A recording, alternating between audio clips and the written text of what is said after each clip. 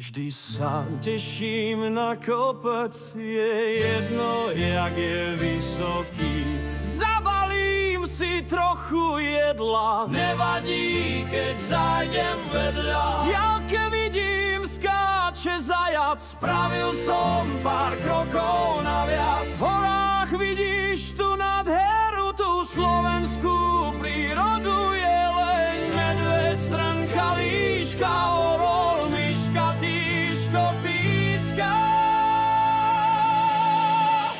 Chcem mať domček pod horou, kde nevkročí ľudská mena. Chcem mať domček pod horou, kde ucítim prítomnosť. Chcem mať domček pod horou, kde je potok plný rýb. Chcem mať domček pod horou, kde pod každým stromom nájdem hríb.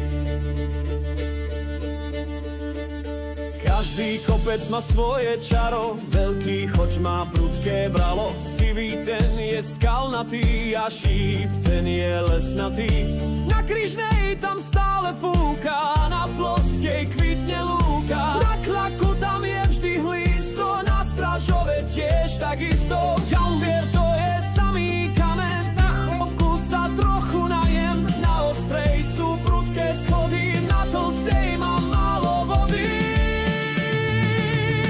Slovenské kopce krásne, nad nimi vždy nebo jasné. Hory plné života, potok hlučno žblnkotá. Na lúkach sa pasú kravy, srnkam trčia hlavy strávy. Všetko je tu ako v raji, ako v rozprávkovom kraji.